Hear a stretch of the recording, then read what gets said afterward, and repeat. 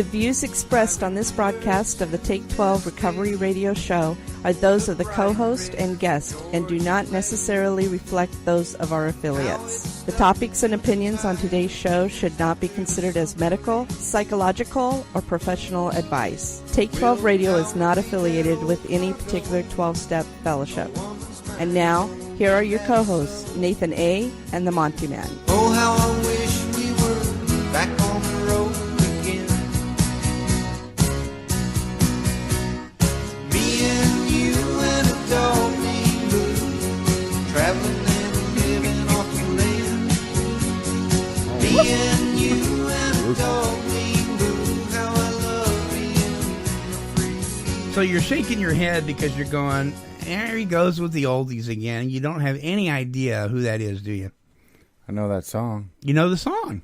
Yeah. Yeah. That is a guy by the name of Roland Kent Lavoie, better known as Lobo.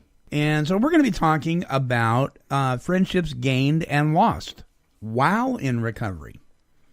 Yeah, Mr. Betsy, we know that we've lost and gained friendships when we were in our mess. But what about while we were in recovery, or while we were doing the recovery process, the deal, the meetings, all that stuff? Let's talk about why is that? Why do some people become good friends in recovery, and then something comes along during their own recovery process or our own recovery process, and they vanish? Or what about people that we would normally not even, fellowship with or associate with, and now we become best buddies? It's an amazing thing. It's kind of a mystery, really. So we're going to be talking about that kind of stuff. And Nathan Adams is my co-host on Wednesday's show. And you all know that he's been missing in action for a few weeks. Yeah. Because he's been out trying to get his elk, and you finally got your elk. I did. Got a 6-point bull. Yeah. Bambi's dad is now in your freezer. That's exactly right. And so for you folks that are members of PETA, sorry. I am not a hunter. I can't even step on a snail. It's not because I want to take anybody's right away, their hunting rights away. I'm too weak-stomached. I just can't. I stub my toe and I freak out. So, I get a paper cut and I'm running to the hospital. So blood and guts and gore and that kind of, I can't handle it. I'm an apex predator, man. You are a predator. Look at you. I'm ready to go. But I've got a little article here before we go into our topic today called "Sleep and the Recovering Addict." Oh God. Yeah, man. Oh dear me. And this is a good reason why not to have good friends in recovery. Well, and I'm picking on Nathan, but I'm talking to any of us who tend to burn the candle at both ends. Yeah. And I'm not talking about once in a while. Some of us tend to do it on a regular basis. True? Guilty. Yeah. So the finger's pointing at me too. It really is. You may be out in the woods for 2 weeks chasing Bambi, but I'm up till 3 a.m. editing shows. Naughty. Sleep in the Recovering Addict. Last night, as I sat comfortably on my couch, watching an informational video on my laptop, my experience was abruptly interrupted by my computer's loss of power. I shrugged it off as an excuse to go to bed, but in the morning, I was surprised to find my computer cord on the floor, within arm's reach from where I sat the previous evening. What a pristine picture of how many of us move through life. We crawl through our days feeling as though we're running on empty. Well, one of our most powerful sources of strength is within our reach. This simple practice improves our lives in both quality and duration, and without which we experience unprecedented suffering. It is something all humans require, and that's sleep. In her talk at Google, Dr. Kelly McGonigal explained how sleep deprivation affects the brain, showing images of its impact. She described how sleep deprivation inhibits the prefrontal cortex ability to work efficiently.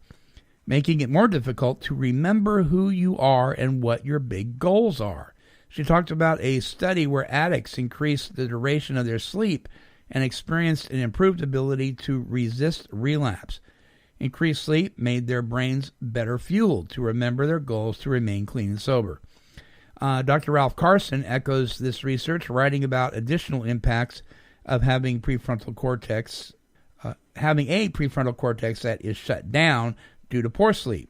He explains, this can cause you to overreact to negative experiences instead of facing your problems like a well-reasoned adult. You'll be more apt to act moodily, impatient, or irritable. For those in recovery, these negative mood states can be extremely triggering, increasing the likelihood of relapse. So Nathan is now falling asleep because. What did you say? What are you talking about? So we know that if I didn't get sleep, I'm grumpy today. Well, there's a reason, because the front part of your brain is shutting down. Let me tell you the two enemies I have in my life. One is I put a big screen TV in my room. Oh, Bad no. idea. And the second thing. In your bedroom? Yeah. Oh, Lordy. Mounted up on the wall. And the second thing is that damn phone. Yeah. Yeah. Snooze. Nathan has a phone. Yeah. And I guess probably a lot of you do. When the alarm goes off, he can just yell at it to snooze and it'll shut down. So you're not getting enough sleep, but you're still being real lazy. You can't even reach over and push the snooze button. Now you got to yell at your phone? Evidently. Oh, Lord gosh. I don't know. If I had known that, I'd probably be doing it too. I may investigate that now. All right, so get more rest, would you please? I need to. All of us need to do that. Gee willikers. All right, when we come back, we're going to jump into trivia. It's a carryover from last week, and we're going to announce the winner of our trivia contest. It's pizza trivia, Nathan. Pizza trivia. You like pizza? I do like pizza. Do you? Do you think the quality of pizza since you were a kid has deteriorated or improved? Deteriorated. Yeah, me too. All right, folks, we'll be right back. Me and you and a dog named Boo, traveling and living off the land. Free by the Sea is a drug and alcohol recovery center located in beautiful Ocean Park, Washington. This facility is amazingly gorgeous, but what's even more amazing is the integrity of the staff and the treatment provided for those wishing to recover from narcotic and alcohol addiction. The folks at Free by the Sea have a passion for presenting the solution to addiction for you or your loved one. To speak with an admission specialist, visit freebythesea.com or call toll-free 800-272-9199. This place is simply amazing.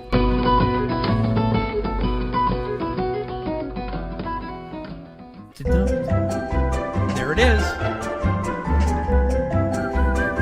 Yes, it's time for Take 12 Trivia.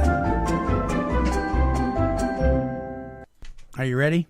I'm red-eye. All right. Take 12 Trivia this week is sponsored by Serenity Springs Recovery Center in beautiful Edgewater, Florida. SerenitySpringsRecovery.com. Please check them out. All right.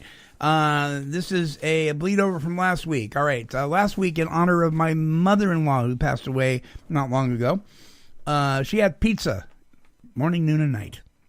Did she really? She had pizza so much that I got sick of pizza. Did she really? Yeah.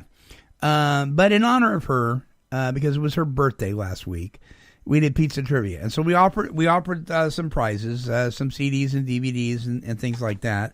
And I'm going to announce the winner of that. All you had to do was get two of these right, and you get the Mark Lundholm comedy CD and DVD, and these were the questions. So I'm going to reveal the answers this week. Now let's see how close you come there, Nathan. Which of these three delivers more pizza from call-in orders than any other? Here are your choices. Pizza Hut, Domino's, or Little Caesars? Domino's. Domino's is correct. Very good. You're on a roll. I'm on a roll. Okay, number 2. A survey of over 1,000 pizza deliverers claim that who is the better tipper? Here are your choices. Adult men, adult women, or college students? I'm going to say college students. Well, you would be wrong. It's adult women. Adult women. But that's okay. You're tied now. You're tied now. So you have 2 more chances to redeem yourself. This is a pizza. No, there is. Okay, this is true or false. Okay, there is a pizza expo held every year in Las Vegas, Nevada. True or false? True. You are correct. All right, you are back on a roll again. All right, and here's the bonus question. There are 5 days in the United States that more pizza is purchased than any other time of year. These are the days: Super Bowl Sunday, New Year's Eve, Halloween, the night before Thanksgiving, and New Year's Day. Super Bowl Sunday, New Year's Eve, Halloween, the night before Thanksgiving, and New Year's Day. Which one of these is credited for more orders of pizza than the other 4? Super Bowl. Wow, you are correct. It is the close of the Super Bowl games. He's on fire. Man, you are, man. Told you, man, I came snappy. You did snapping. Snapping them You out are there. snapping. All right, Jamie Prescott from Suisun City, California is our winner. She got every one of them right. Congratulations, Jamie Prescott. Nice job, Jamie. Yeah.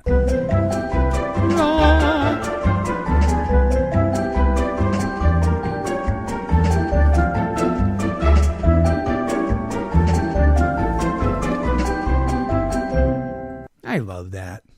It just makes me feel like dancing. Just doing the Doesn't it? doing the Charlie Brown. Doing the Charlie Brown. That's right. Well, this portion of the show is sponsored by Therapy Addiction Healing Centers.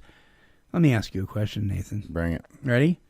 Are you a family member of someone who is struggling with addiction? Yes. He is. He looks in the mirror right now. Yeah. Well, though it is not a pleasant truth to hear, you are suffering as well. Well, Therapy Addiction Healing Center offers a family program that is designed to help family members learn about the family disease of addiction and begin on their own path to emotional healing. The kind folks at Therapia work with family members while their loved one is in treatment and continuing care. Their focus is to help you as a family member better understand the various elements of addiction and recovery. If what I just said touches a nerve, I urge you to write down this number. Put the show on pause. You can do that. Just put it on pause and give it a call. Here's the number. It's toll-free, 855-652-4325. And you can follow the links here at Take 12 Radio to Therapia as well. Okay, so they are sponsoring this part of the show, and we're talking about friendships gained and lost in recovery. So, Nathan, let me ask you, before you got into recovery, did you have any close friends? I mean, more than just superficial, fair weather friends, but close friends, even in your drinking and using, right? Mm-hmm. Yeah. Did anybody ever tell you, well, those weren't really true friends; they were just drinking and using buddies? Yes. But you felt differently. That maybe they were. Yes. Maybe they were sick, but they Right. were true Right. friends. Yep. Right? I've heard that. I had that too. Mm-hmm. I knew that even if you removed the substances we were abusing, that there were some of them that would still be my true friends, and some of them are today. Yep. One of them isn't sober. The other ones are, but they're still close friends. So to say to somebody, well, the people that you drank and used with really aren't true friends, well, they may not be healthy friends. Yeah, but man, But I'm sometimes telling you, they some are of those friends. guys went through some of the worst things with me.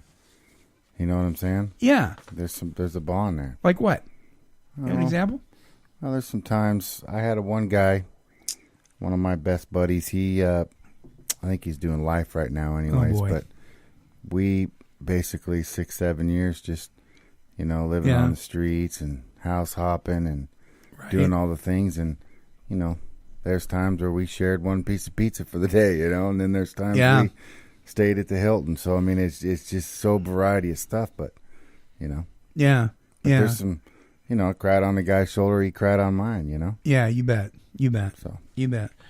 All right. So what has been your experience while in the recovery process from beginning to your ongoing journey as a recovered addict / alcoholic?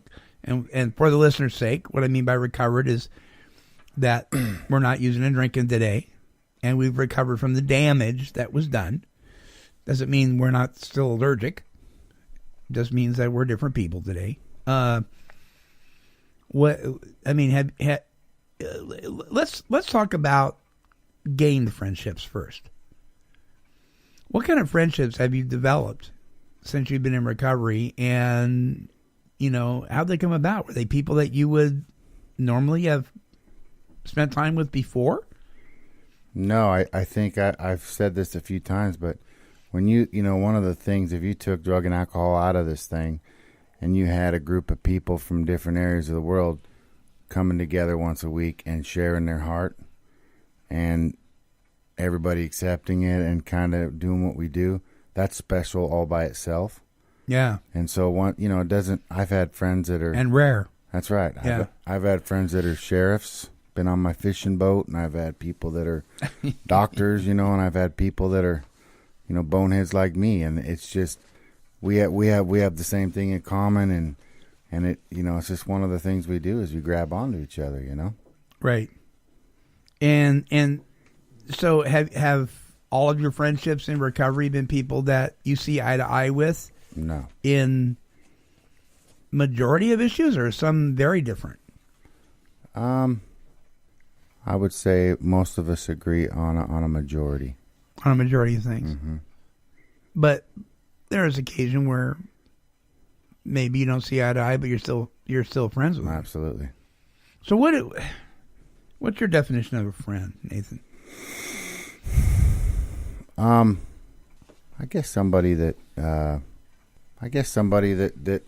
this got love for me and I got love for them, and they got respect for me and I got respect for them. Somebody, I don't know, that doesn't keep score, that I don't know, I'm the kind of guy, if you're my friend and you ain't got nothing, you get half my piece of bacon, no matter what. It doesn't even cross my mind, and I don't keep score over it. Mm-hmm. And so most of my, the people that I call my friends have that same attitude. Right. If the world ended, we would be joined together. Yeah. Trying to do what we had to do to protect our families, Yeah. People talk about having best friends, and usually you hear that terminology more amongst adult women and people in high school and college. In my BFF? Yeah. Adult men don't use that term as much as adult women do, but guys and gals both do in high school and college. They, they use that best friends thing. This is part of growing up, developing those close friendships. And some people have one in their lifetime. Some people have, a half dozen really close best friends. They're more than acquaintances. They go to the ends of the earth for them. They die for them. They live for them. They, the whole 9 yards. So far, how old are you now? Don't lie. 39. Are you lying to the Monty man? This is my best knowledge. Okay. I kind of forget. My wife goes, "Are you serious? You've been 37 for 3 years, or whatever it is, So, how many friends like that? Can you count them on one hand, or have you had, a lot of friends in your life, recovery and out of recovery, that would do that, would go to the ends of the earth for you and you for them?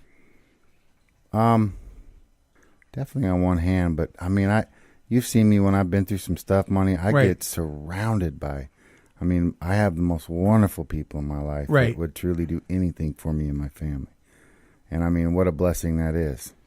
And you may not be going to coffee with them every day and hanging out and fishing and everything else. But when the rubber meets the road, sometimes a best friend can be somebody you only see once a month, every 6 months. That's right. Yeah, that's exactly. Well, one of the big things is, one of the first things you have to do for me to be a friend is to be accepted. Right. And one of the things we do in this program that's a tradition, I can share my heart and soul and all my defects, and people accept me. So that right there just opens the door to friendships. Does that make sense for me? Yeah. I feel safe. So I just start loving. Yeah, that's right. So feeling safe when you're with them. That's right. You go to a meeting and you share some of your deepest, darkest stuff, and people go, "Oh, that's okay, Right. Love you, man. It's cool. Keep coming back," or whatever the heck they do. Right. That's a feeling that makes me feel safe. Otherwise, my dukes are up. Does it blow your mind sometimes when you share something that is maybe a deep, dark, intimate, ugly piece of your life, and the response is no response except just, oh. Yeah, you definitely don't find that. That's what makes... Isn't that a trip? That's what makes this this thing we do special. Yeah. My friend. Yeah. Big time. Yeah. Because, your sheep was my cow. I mean, that's right. I got you. I mean, it's... Yeah, so we're just like, yeah, I get that. I get that. Well, do you know the feeling when, let's say you've done something to somebody and you have to keep that in, and what that does to you on the inside? Like, let's say you're around this person every day and you just feel like a total piece of crap, and your brain and your spirit's telling you all these lies, and you're kind of hidden, and you basically get lost. Well, now if you take that away and you share that with the friend, and he accepts it and gives you and apologizes, right? What a freedom that is. And yeah. It's kind of that's one of the basic things we do in this program with people. There's a handful of people that if I went and shared my heart with them, said I need help, they'd all put their arms around me and love me, even if they didn't know me. That's kind of a tradition. Something I and maybe it's us maturing where we don't think about it as much. But do you remember in early recovery, particularly in one particular fellowship, where we would hear a lot on a regular basis about so-and-so said I went out and relapsed, and I didn't relapse, and, spreading stuff like that. I don't hear that much anymore. Is it because maybe I'm just not tuned to that, and I've grown up a little bit, and I'm not looking for that drama? It's true. It's true. You know what? That used to be huge. It did. Oh, I don't know that it's changed. Maybe we just ain't, and that's... I still, I go to our fellowships, and I still choose. I mean, I'm nice and cordial to everybody, but I'm probably we're putting ourselves in different situations, and we're looked at different. And it amazes me today, the people that you can. I mean, in the beginning, we shared some of our mess that was really embarrassing with one person. And then you get older and you don't really care, and you're hey, well, let me top that one, and you're telling a whole meeting of 50 people, your escapades, and it amazes me how much sure, some people do break anonymity, but it amazes me how many people don't. How once they get in their car and they leave the meeting, it's there at the meeting. They don't take it with them. That blows my mind, because that's not the human nature. The human nature is to go out and spread crap about people. And me, a lot of people go, well, that's a place for your sponsor. You know me, Monty. If I peed my pants last night and had diarrhea and it was bothering me, I'm going to share it with everybody. My life is an open book. Some people are just a little different, and they share the super secrets with their buddies. I've never been like that. I throw it all out there. I know. Rough, raw, and naked is a term. Rough, raw, and naked. That's right. I love that. Okay, and this is the good news about the fellowships. And whether you find that at church, synagogue, Rotary Club, Boy Scouts, AA, NA, or whatever, if you have that relationship with people, you are a fortunate person indeed. And I don't care what your belief system is. I don't care where you've come from or where you're going. If you've got that, don't take it for granted. It's an amazing gift. It's an amazing gift. One of the painful truths about this whole process, just because we get healthy doesn't mean that we are always privy to and blessed with friendships for a lifetime. Sometimes people walk out of our lives. Sometimes we have to make a decision. Yeah. And we have to detach from somebody because it's toxic. Quite a bit. It may be toxic to us, or it may be unhealthy for them. I'm not going to read the poem, but there's a poem out there, A Reason, a Season, and a Lifetime, and I've shared with it on the show many times about how people will come into our lives for one of those purposes, a reason, a season, or for a lifetime. And most of us can count on one hand the people that are a lifetime. If you've got more than one, if you've got one, you're blessed. If you've got more than one, you're rich, But most people, I can think of people. I can think of them in my head. Mm-hmm. I can see their faces of people that I felt really close to, but I haven't seen for years. Maybe we associated for a year. But for the life of me, I can't remember their name. But when I see their face, I think, wow, that was really I wish I knew where they were, you know. So sometimes people, you move, you get promoted, or you have a falling out, or somebody dies. And somebody goes back out. Or somebody goes back out and they don't come back. Mm-hmm. Or they're out and you've got to detach because they're in their stuff. Which is a pretty reoccurring thing. Yeah. Shame to say. And I'm not suggesting to anybody that if you've got a friend that goes back out, that you cut all ties with them. That's something that you've got to decide on your own, if that's healthy or wise or whatever. But sometimes you do have to detach and love them from a distance, for whatever reason. We were just talking about. We were just talking about that. Mm-hmm. Yeah, it doesn't mean you don't love them any less. It doesn't mean that your door isn't open for them when they're ready to walk through it. But sometimes we lose people in our lives, for any number of reasons. I think the saddest one is when we lose somebody in our life over a minor disagreement. You know, I think that's the saddest of all. Something that is just doesn't amount to a hill of beans. You know, like whether you showed up for lunch on time and somebody's holding that over your head, you know. I suspect that most friendships, most, not all, but most even close friendships are a little tilted. I've got a buddy I'm really close with. But I write, I email, I call. He doesn't. It's just not part of what he does. Does it mean he loves me any less? No. It just means it's just a little bit tilted. I weigh in a little bit more on the communication end. But when we come together, that doesn't matter. You know, when we see each other about once a year.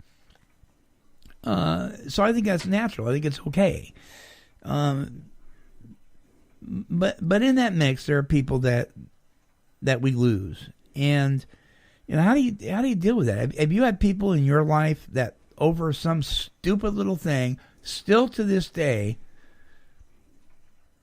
they just don't want anything to do with you, mm-hmm. and you go, what? Mm-hmm. How's that feel? Doesn't feel too good. No. How do you deal with that? What do you do? I've kind of gotten a little callous because you work with people, you know, I've only had all the people I got a handful of friends and I got a lot of people I meet, but I mean, I guess one of the biggest things you were talking about this, and it becomes, I know if I'm hanging around with Monty and I'm on a diet and Monty eats a lot of cookies. Right.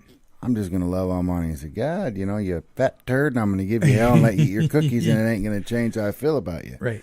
But what happens is we get on this righteous, whatever it may be, and we go, dude, you see him? He's got a big belly, and he's eating it. He's going to die. And then we spin our brain around it, and the next thing you know, we've turned it into resentment over something stupid.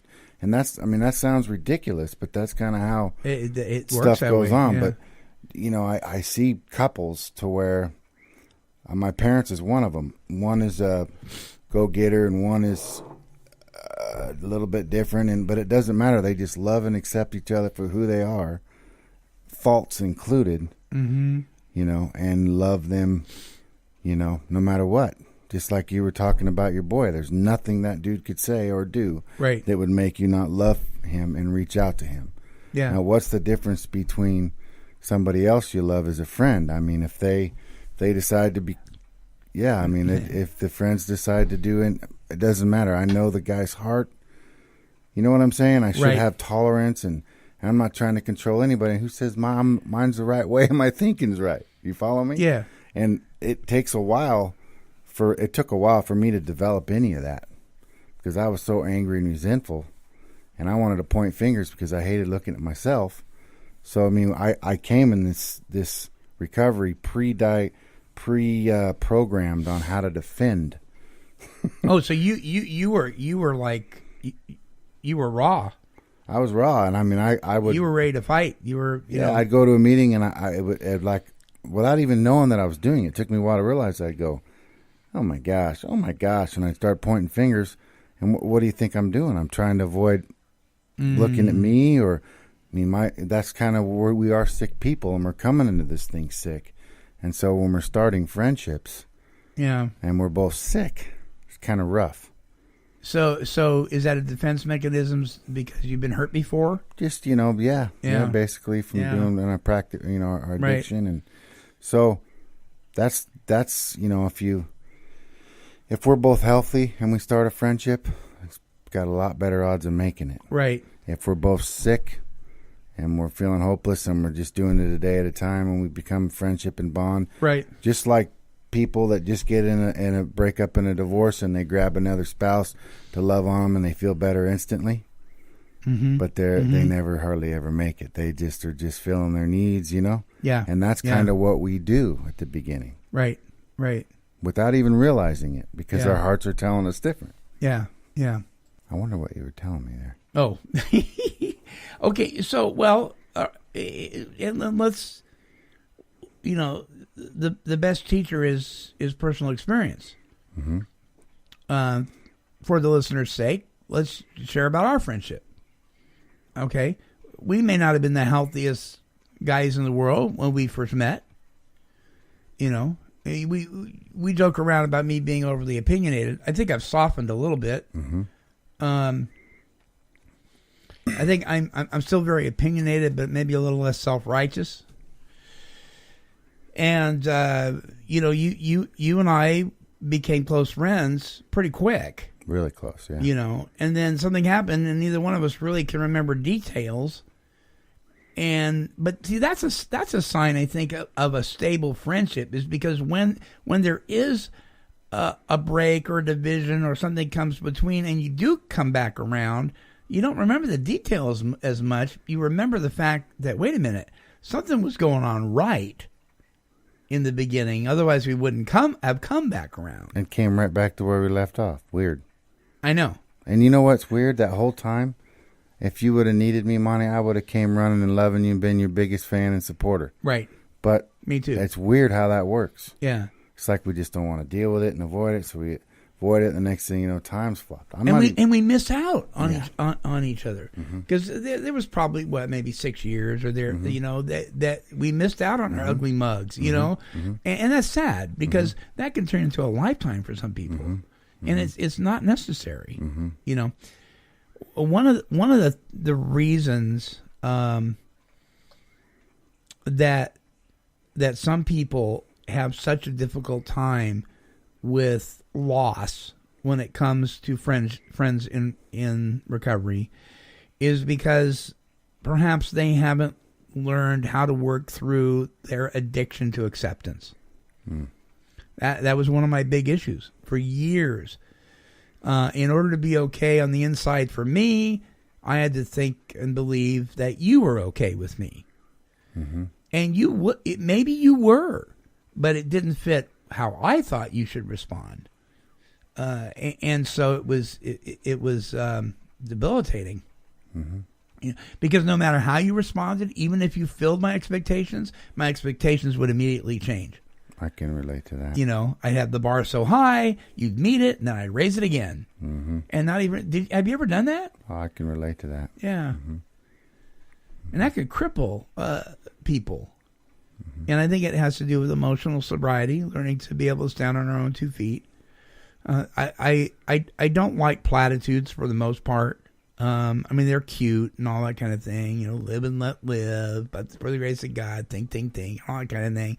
90 meetings in 90 days. And I know they have their place and that kind of thing. But I have to tell you that one of the platitudes that I really, really like, and it's really harsh, and we've all heard it, is what other people think about you is none of your business. That stings. When I heard that, I thought, yeah, are you kidding me? Of course it's my business. It's my feelings. But when you don't have any power over what somebody else thinks, says, does, or feels, that's giving it a lot away. Yeah, and you make it your business, you don't have any power over that. Why are you making it such an issue, and I did for years. My tendency, though, sometimes today, is to swing the other way too far. So okay, so you're going to be real sucky to me and you're going to hate my guts and everything. Well, I'll just never talk to you again. Mm-hmm. Who cares, Mm-hmm. And so I'm learning balance in that. But sometimes I think social networking can be a real hindrance when it comes to friendships, especially people in recovery. Mm-hmm. And so we now have the power to destroy a friendship by a click of the button. Block, defriend. Push the wrong button, say the wrong word. Or say the wrong words. And we are living in a world today that has taken something that could be used for a real positive thing, and we've just turned it around and made it a real tool for destruction amongst a lot of our relationships. And so I wonder sometimes when it comes to social networking, i.e. Facebook, if it's the healthiest thing for the recovery community. I mean, it can be, I guess. I mean, we use it for Take 12 Radio.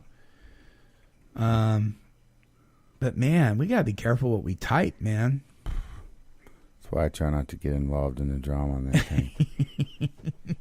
Every time I do, I'm just like, man, my phone blows up, Yeah. I don't want to try to stay out of that stuff. You know what I try to do, man, is I try to give words of encouragement.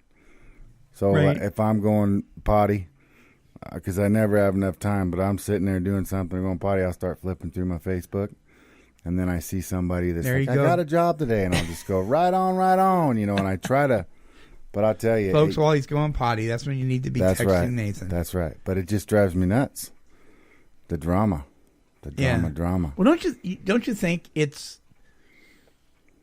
because we haven't learned how to release some of the tensions and the emotions and things like that in a proper way? It gives us an easy out. I can type this, hit send, and I can hide behind the social networking, but still tell you that you're a monkey's butt. Well, think of this. We have 3 God-given instincts: social, security, right, and sexual. And that Facebook affects all 3 of them. Oh, man. I want to be accepted. I want to have friends. I want to hook up. I want to hook up. I want to be okay. I mean, It affects all 3 of them. So you can see how us humans with lots of defects can take that to the extreme, Right. I mean, that's just... Ooh, boy, that's really good. Think about it. Facebook and our God-given instincts. It affects all 3 of them. I mean, directly. Did you hear that? AA World Service Office and NA World Service Office. You need to put together an IP pamphlet. That's right. On social networking and our God-given instincts and how they're not healthy for each other. Especially when we're sick. Yeah. That's what we're trying to point out here. When we're sick. Right. And I'm still sick in a lot of ways, but I've come a long ways. But when I came in here, man, I look back. You do too. Do you ever have times where you look back and you go, oh my goodness, I can't believe my mind was going there. Right. I can't believe I was there. I mean, just ridiculous stuff. And I've shared some of mine. It seems so far gone. But that's when I was dealing with this stuff. Friends and social. Right. You think about it, Yeah. That's like going to a football game with no arms and legs and playing in the field. I'm just doomed to fumble the ball. Yeah. You bet. And I think where we would, when it comes to our friendships and even our acquaintances,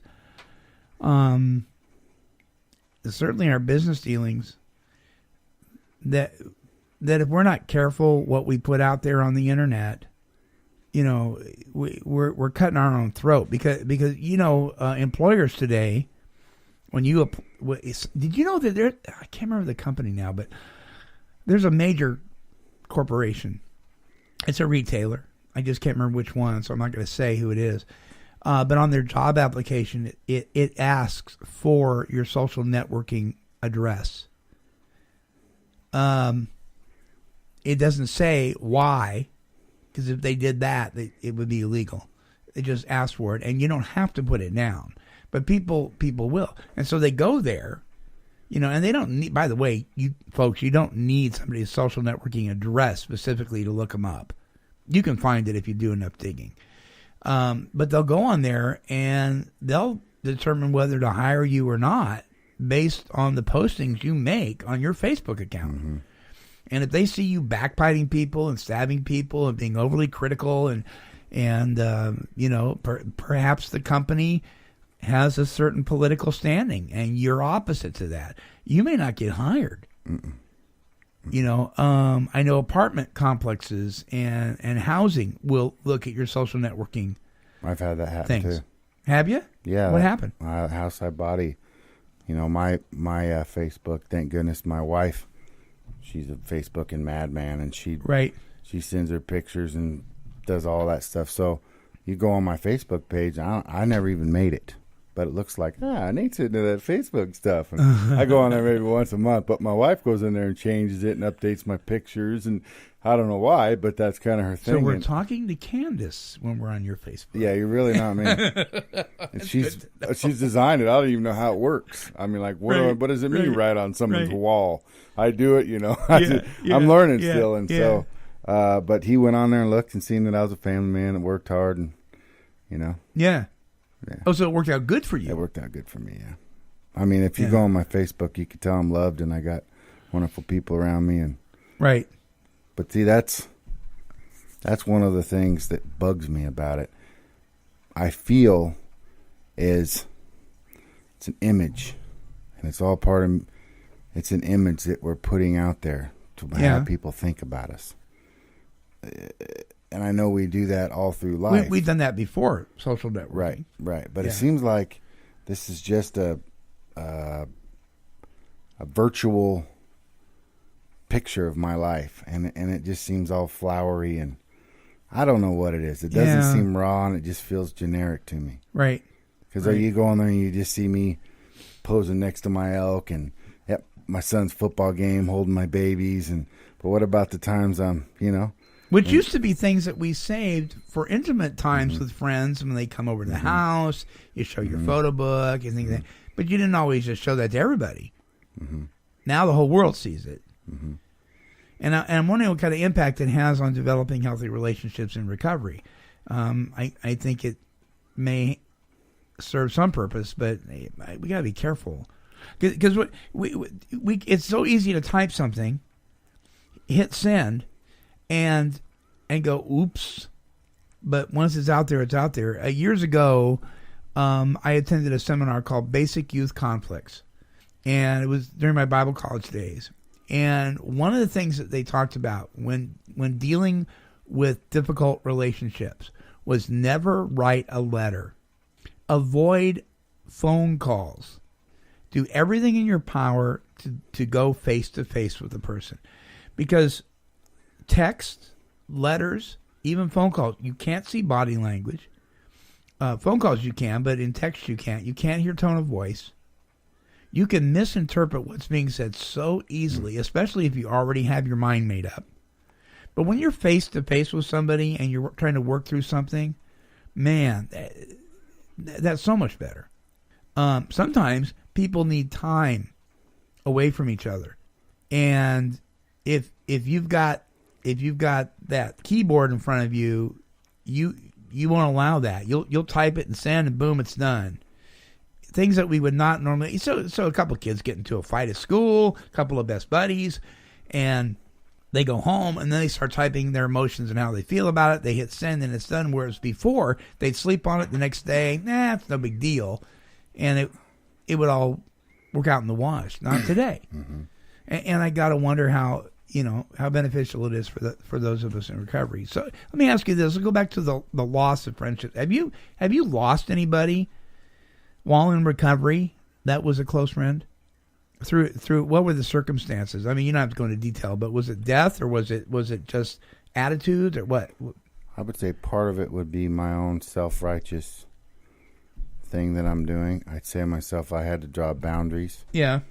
But there's ways.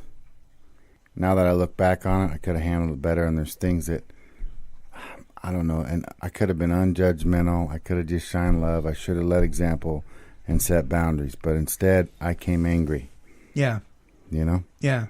By the way, Monty keeps pointing at me because I keep tapping the You table. keep tapping the table. I move my hands like crazy when I get to sharing, I'll tell you. And I made you scoot up to the table, too, so that's Just really, got me confused. really unfair. Hard to fly like an eagle when you hang with turkeys, right? So sometimes those friendships that where there's been conflict, the other person won't snap back. You're ready to forgive, or you want them to forgive you, and they're not going to do it. Mm-hmm. I got a buddy like that. 25 years we were friends. Wants nothing to do with me. The explanation was understandable. We were really sick. You know, you think, gosh, you know, we're both recovered alcoholics. We both have families. Everything's healthy now. We're both, you know, following God. We're doing all that stuff. You would think we could come back together and make it right. And you might. It might. I literally have had dreams that we did because, you know, but here's the thing. I realized, and this was a real hard pill to swallow, was that I think our friendship was really one-sided. I think that I was a bit, and I'm not saying this in a boastful manner at all. I really am not. But I think I was a better friend to him than he was to me. I think he was polite. But I don't think he really wanted to be my friend. I think I forced it. You know. And so when we moved away from each other, got married and all that kind of stuff, it was an out for him, you know. And so he just, you know, hit the delete button basically on our relationship. And I've had to come to terms with that. And that's a hard pill to swallow. Isn't it funny how it always comes back to us? It does. To me? It does. Yeah. Because I think I forced the best friend card because I was so insecure and I needed to have a best friend. Mm-hmm. Instead of turning to God, who was my best friend the whole time, I'm looking for something with flesh on it, Mm-hmm. you know, to give me validation and all that kind of thing. And it didn't work out. Mm-hmm. And I kind of doubt that it will until we go home, you know, the final frontier. Because he mentioned that in his so-called Dear John letter, let's say. He said, someday this will all be over and we won't have to worry about that. So I look forward to that, you know. But yeah, I take my friendships pretty seriously. Do you? Oh, man. Me too. Yeah, but we can't be dependent on them for our sobriety and for our sanity. Mm-mm. Yeah, that's a problem. Right. All right. Well, we're out of time. So, any closing thoughts? Friendships in recovery, lost and gained.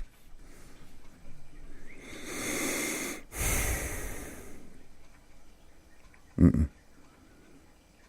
Go for it. Are you looking forward to making new ones? Or are you pretty happy where you're at? I'm grateful and happy where I'm at, but I'm, you know. But you're not closed off to No, absolutely not. meet new people. Absolutely not.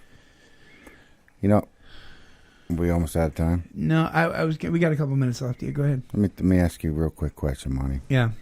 Have you ever been in a meeting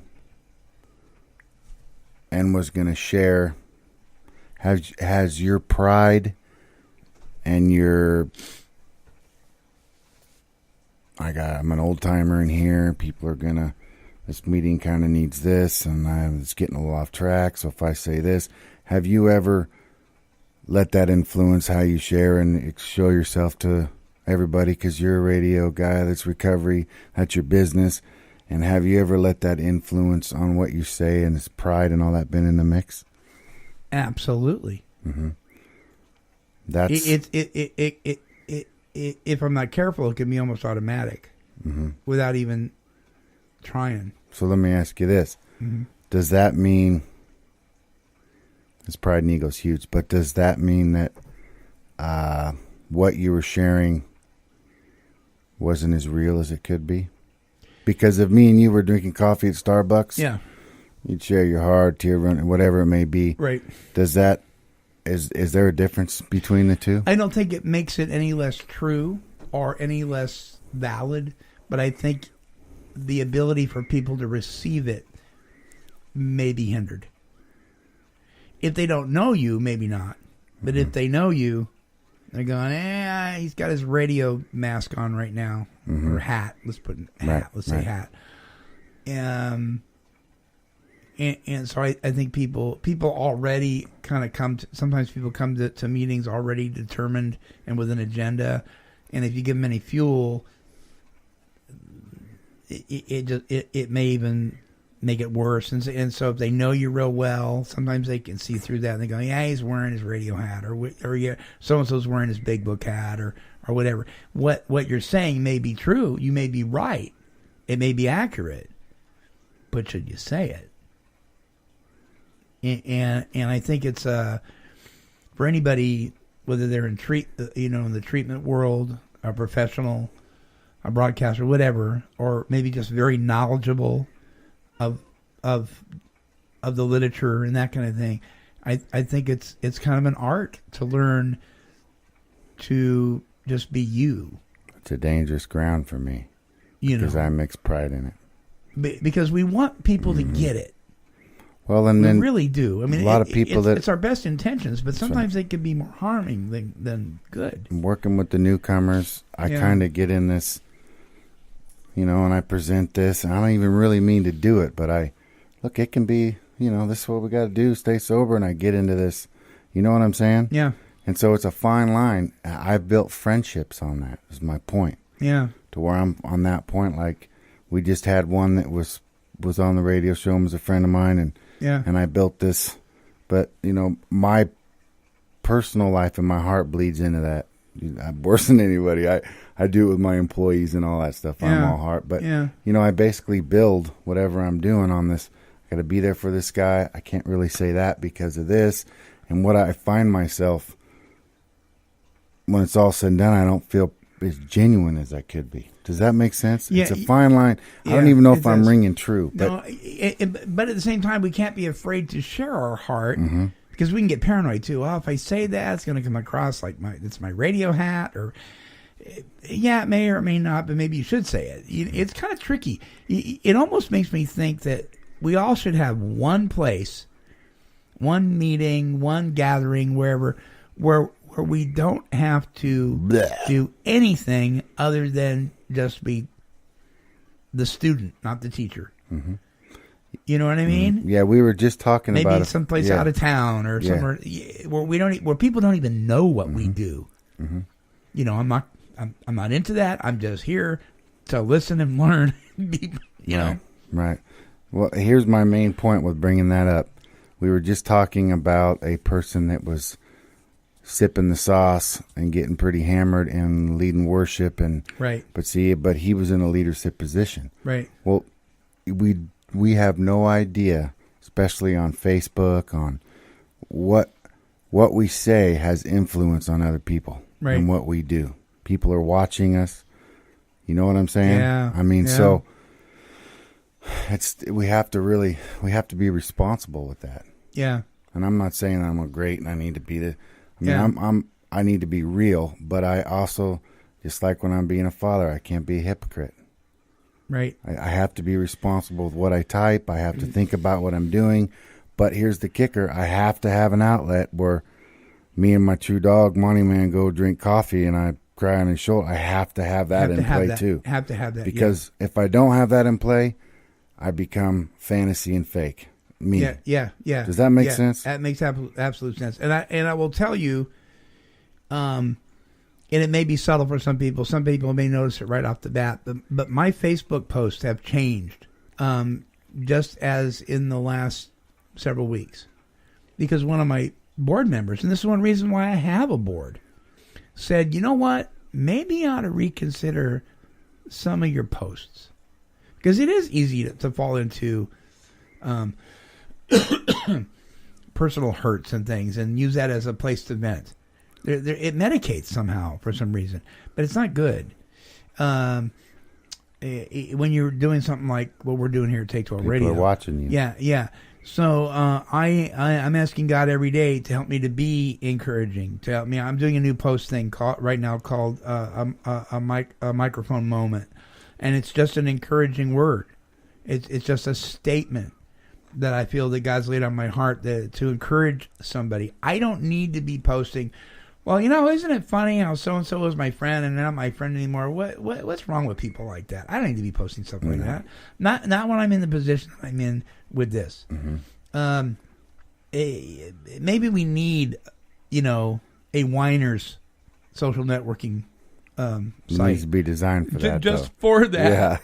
Yeah. But when you're in a position, if you're a professional and you're trying to be in a position of helps for people, you really need to keep, your personal stuff out of it.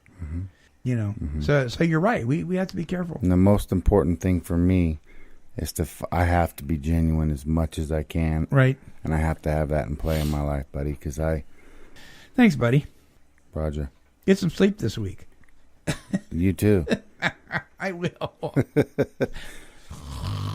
All right. I wish you guys all peace and serenity until then. Isn't that what you say? Yeah. Until our next broadcast. This is the Monty Man and Nathan. And we're wishing God's perfect serenity for us too. Please. And you guys. We'll see you later. Bye-bye. Bye. Traveling and living off the land. Me and you and a dog named Boo. How I love being a free man. Me and you and a dog named Boo. This has been a broadcast of KHLT Recovery Broadcasting. Me and you and a dog named Boo. How I love being a free man. Me and you and a dog named Boo. Traveling. She's a super cat, she's super kitty, meow. Here, kitty, kitty,